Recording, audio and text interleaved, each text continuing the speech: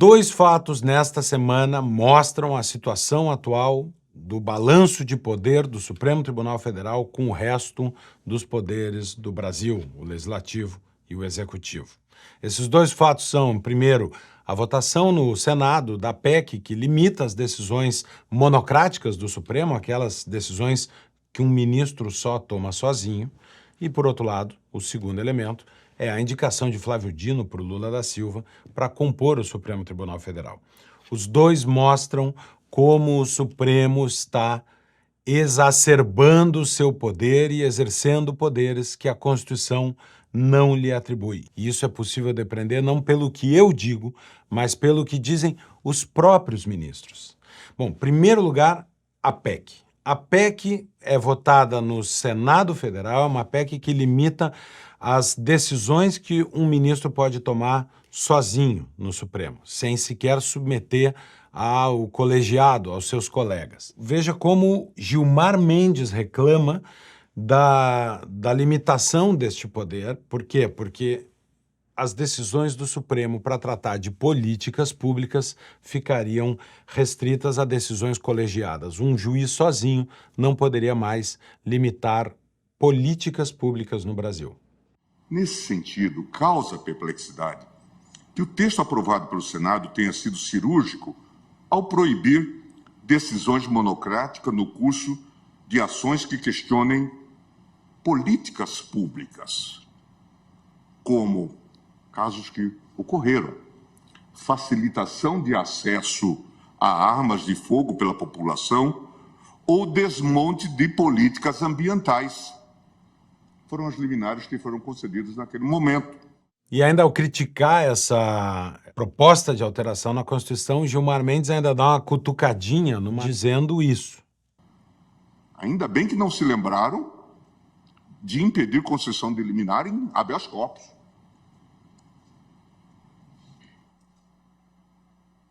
Curiosamente, a PEC não impede decisões monocráticas em habeas corpus ou inquéritos originários, mecanismo muitas vezes utilizado pela defesa de agentes políticos que ontem se articularam para restringir as competências da Corte Constitucional.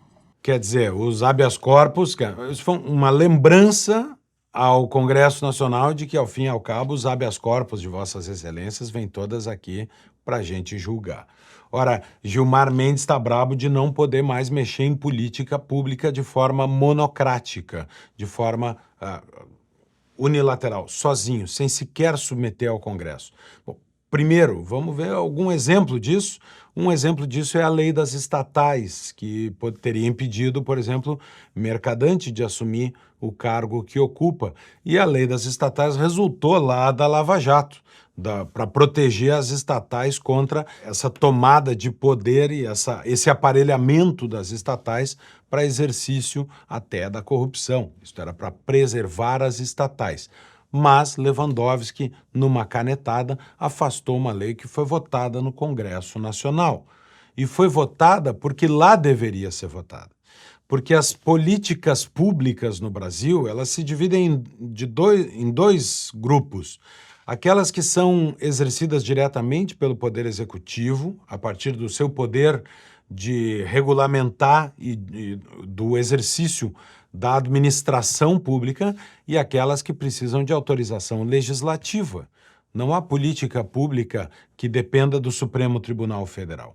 O Supremo Tribunal Federal não opina em política, porque para opinar em política, você deve ser politicamente estabelecido no seu cargo. Como? Democraticamente. Eleito. É o povo que escolhe a política do dia e escolhe nas urnas. Se o Supremo não é eleito, ele não pode determinar a política pública. Isso é tão antigo que no primeiro Congresso, primeiro parlamento convocado na Inglaterra, em 1295, no ato de convocação, o rei Eduardo I escreveu: "O que diz respeito a todos deve ser decidido por todos."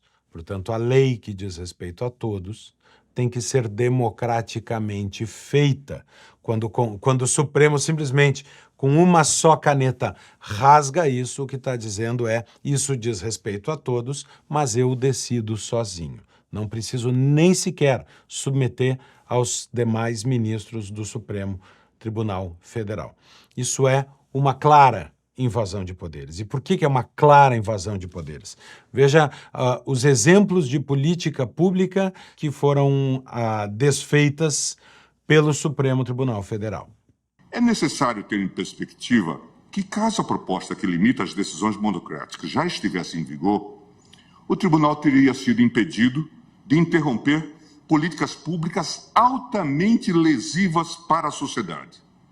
É o caso da política armamentista do governo anterior, da abertura indiscriminada do comércio durante o auge da pandemia e de estímulo a tratamento ineficazes de combate ao vírus, cujo emblema é a famosa cloroquina.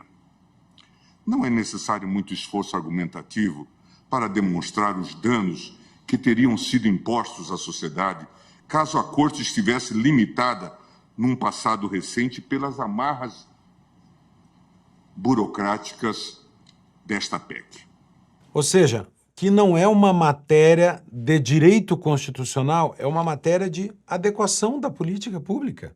Ou seja, o chamado juízo político, juízo de conveniência e oportunidade de adotar uma determinada política. É isso que o Supremo tomou para si, invadindo a esfera do Poder Executivo, mas também invadindo a esfera do Legislativo, porque o Brasil aprovou uma lei da Covid, uma lei de como administrar a Covid. Isso foi aprovado no Congresso e o Supremo, não, esta não é a forma adequada, eu estabeleço a minha. O Supremo estabeleceu que qualquer um dos 5.571 prefeitos do Brasil podia sair cuspindo decretos, abrindo e fechando o que bem entendesse. Ao contrário do que disse o Congresso Nacional, eleito para isso e constitucionalmente responsável por isso. Veja o que diz o artigo 44 da Constituição. O poder legislativo é exercido pelo Congresso Nacional, que se compõe da Câmara dos Deputados e do Senado Federal. Ou seja, quem faz as leis no Brasil é o parlamento. Ao Supremo Tribunal Federal cabe cumprir a lei. E se os ministros acham pouco, isso talvez diga muito sobre o estado em que o Brasil se encontra, em que a lei da República não é aplicada. Pessoas que deveriam estar presas não estão presas. É muito difícil fazer valer a lei no Brasil.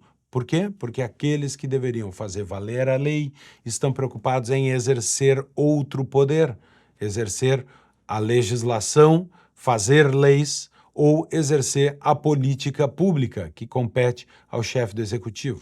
Reparem que a PEC, que foi proposta no Congresso, aprovada no Senado, que limita as decisões monocráticas dos juízes, foi debatida numa sessão do Supremo Tribunal Federal. Ou seja, não foi discutida na opinião individual dos juízes como cidadãos, que talvez até tenham o direito de exercer a sua cidadania plena, mas que deveriam fazê-lo com resguardo e com prudência para não invadir o poder alheio. Não.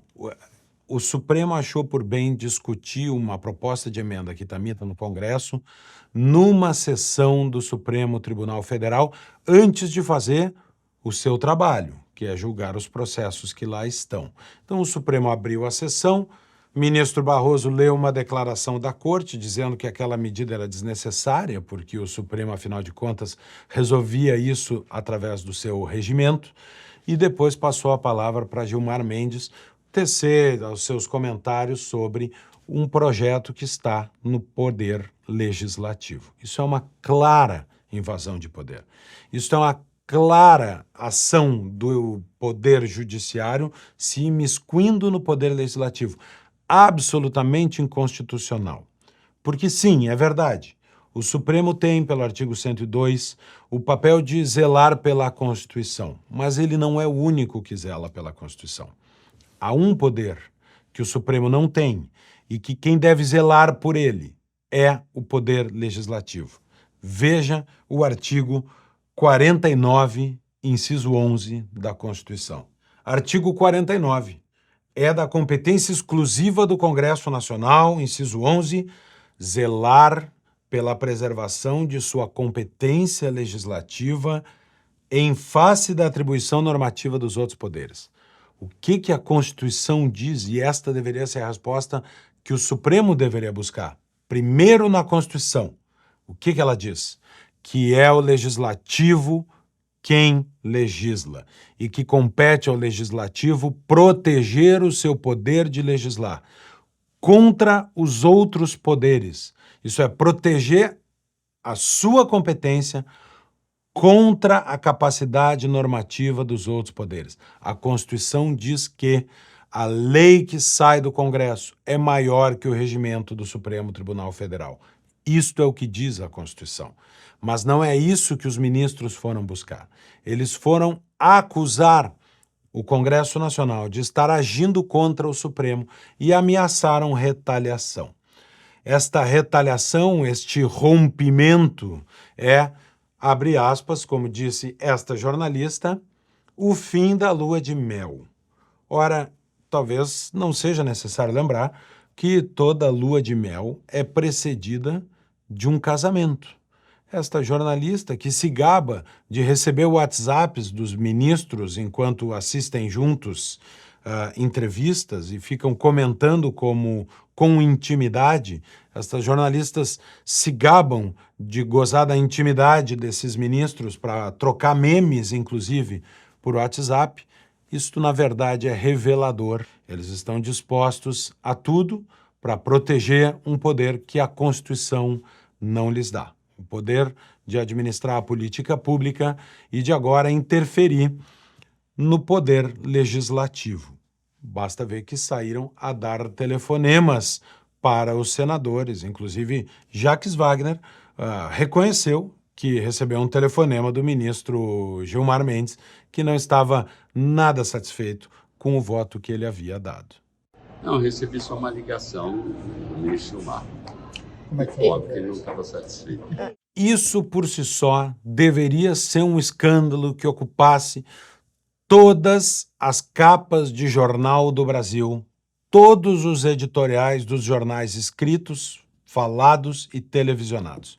Um ministro do Supremo Tribunal Federal telefona a um senador cobrando-lhe por um voto do qual o ministro não gostou.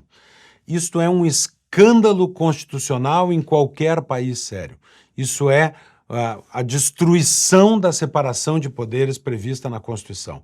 Isso é uma invasão clara, declarada do poder por alguém que não foi eleito para exercer este tipo de poder. Isto deveria ser o escândalo nacional. Mas o Brasil escolheu fazer um escândalo que o ex-presidente andava de moto sem máscara, mas não a invasão de um poder constitucional por outro, não o fim da separação dos poderes tal como desenhada em 1988 pela Assembleia Nacional Constituinte. Isto é tratado com normalidade. Como eu disse, não só é tratado com normalidade na imprensa, como os jornalistas se gabam de ter acesso privilegiado às opiniões políticas dos ministros para poder, pelas telas das televisões, mandar recadinhos para o Congresso Nacional e para o chefe do Poder Executivo, que se sente obrigado, é claro, a fazer gestos de reparação, acenos positivos, sinais de aproximação. O Congresso Nacional parece ter dado um passo em direção à limitação, novamente, do poder do Supremo Tribunal Federal. Todo o poder tem que ser limitado numa república. Não há poder ilimitado. O Supremo, durante o processo de impeachment da Dilma, deixou de ser um poder que estava alinhado aos demais e se colocou na posição de poder moderador. E que difícil seria para o Brasil fazer o Supremo voltar a estar na mesma linha dos demais poderes constituídos. O Supremo tinha se arrogado, até Barroso chegou a declarar isso. Agora o Brasil é um semipresidencialismo em que o Supremo Tribunal Federal exerce o poder moderador. Mas exerce só o poder moderador ou o Supremo decidiu ele mesmo descer sozinho desse patamar para fazer a mais rasa politicagem? Isso parece ser o que o Supremo está fazendo, ou pelo menos alguns de seus membros, em razão da indicação de Luiz Inácio Lula da Silva do seu ministro Flávio Dino para compor a Suprema Corte. Apenas Lula confirmou que indicaria o nome de Flávio Dino e começaram a pipocar os apoios de ministros da Suprema Corte, de novo se metendo em um assunto que não é de sua competência, é competência exclusiva do Congresso Nacional. Artigo 52. Compete privativamente ao Senado Federal, inciso 3º, aprovar previamente, por voto secreto, após arguição pública, a escolha de, a linha A, magistrados, nos casos estabelecidos nesta Constituição. Ou seja, pela Constituição brasileira, é o Senado quem, depois da indicação do presidente da República, analisa se um indicado serve ou não para ser ministro do Supremo. Não os ministros do Supremo. Pela Constituição, os ministros não falam sobre isso. Mas pelo Twitter parece que falam. Alexandre de Moraes, apenas saiu a notícia de que Lula havia indicado Flávio Dino, Alexandre de Moraes já foi para o Twitter dar as boas-vindas praticamente ao novo ministro, que parece que só falta uma etapa formal de aprovação no Senado. Gilmar Mendes também saiu em defesa de Flávio Dino, que, aliás, foi diretor da Escola de Direito de propriedade de Gilmar Mendes. Então, Gilmar Mendes defende o seu ex-funcionário para estar também no Supremo Tribunal Federal, como já defendera o novo indicado ao Procurador-Geral da República, que, aliás, foi seu sócio e vendeu a sua participação ao filho de Gilmar Mendes nesta mesma escola. Além disso, Barroso também saiu dando entrevistas em defesa de Flávio Dino. Ou seja, os ministros do Supremo Tribunal Federal estão, mais uma vez, invadindo competência alheia, extravasando os limites que a Constituição lhes deu para defenderem campanha de candidato a membro da Corte. O Supremo, longe de ser poder moderador, está hoje fazendo a mais tacanha das campanhas para ter entre si mais um grande amigo de Luiz Inácio Lula da Silva. Lula, que depois do seu advogado, indica o seu antigo apoiador e amigo Flávio Dino, contrariando, para surpresa de 0 pessoas, o que falou durante a campanha. Sinceramente, eu estou convencido que tentar mexer a Suprema Corte para colocar amigo, para colocar companheiro, para colocar partidário, é um atraso, é um retrocesso que a República Brasileira já conhece muito bem, e eu sou contra. Talvez o único fato positivo de tudo isso, o único efeito construtivo para o futuro da República, é que agora está expresso e escancarado o que antes só podíamos ler nas entrelinhas. Primeiro, que o Congresso Nacional, ao tentar exercer a sua própria competência, recebeu um alerta do Supremo Tribunal Federal: não faça isso, nós queremos essa competência para nós. Com uma linha de uma ameaça. Senão, lembre-se, os habeas corpus de vocês e os processos de vocês estão todos aqui. Isso foi dito expressamente. A segunda coisa expressamente dita é que havia uma lua de mel, um acordo, um casamento entre os membros do Supremo e a presidência da República, o partido da presidência da República, claro, porque isso se estende ao líder do governo, Jacques Wagner. E esse acordo parece bem claro e vem à tona, finalmente, quando um ministro do Supremo diz: Lula só é presidente porque nós acabamos com a Lava Jato. Muitos dos personagens que hoje estão aqui e passam de todos os quadrantes políticos só estão porque o Supremo enfrentou a Lava Jato. Claro, eles não estariam aqui, inclusive o presidente da República. Portanto, é preciso compreender que papel o tribunal jogou. Ou seja, eles mesmos estão dizendo isso. Está mais claro do que nunca. Mais claro até do que quando Barroso disse: nós derrotamos o bolsonarismo, porque ali eles ainda deram uma desculpa. Quer dizer, Nós é o poder do voto popular, não o Supremo Tribunal Federal.